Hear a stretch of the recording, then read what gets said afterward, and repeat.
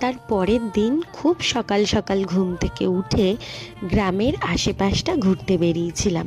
আর এখানকার বাড়িগুলো কিন্তু বেশিরভাগই মাটির, তবে মাটির হলেও ভীষণ সুন্দর করে আঁকা ছিল, যা দেখতে ভীষণই সুন্দর লাগছিল।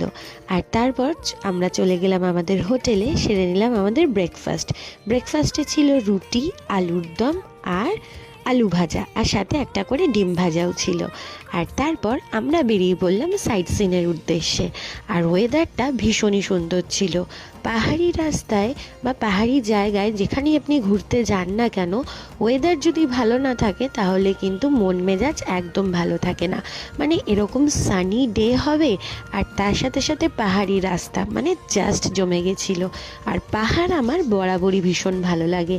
আর তার সাথে নিজেরা ড্রাইভ করে যাচ্ছি, আর সাথে আছে আমাদের প্রিয় মানুষ।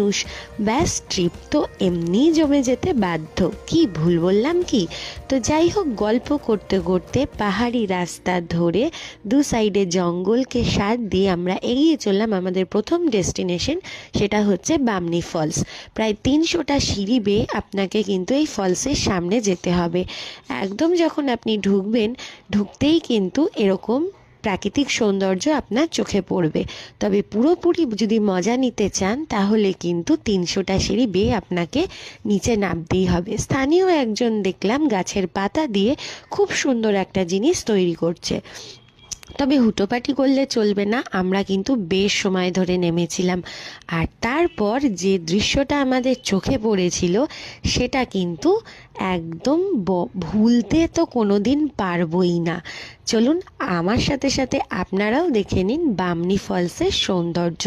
অনেক দূর থেকেই কিন্তু ঝর্ণার আওয়াজ পাবেন, কিন্তু যখন আপনি কাছে যাবেন, কথা দিচ্ছি আপনার মন কিন্তু ভরে যাবে। একদম পাহাড়ের উপর থেকে জল পড়ছে, আর সেই জলের শব্দ আর চারপাশে এই জঙ্গলে ভরা পরিবেশ দারুণ কিন্তু একটা অ্যাডভেঞ্চারের সৃষ্টি করেছিল। তবে খুব সাবধানে যেতে হবে, কারণ ওই জায়গাটা ভীষণ স্লিপ।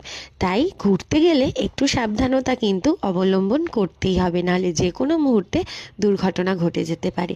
তো আমরা এখানে অনেক আনন্দ করলাম, আর তারপর আমরা বেরিয়ে গেছিলাম আমাদের নেক্সট ডেস্টিনেশনে।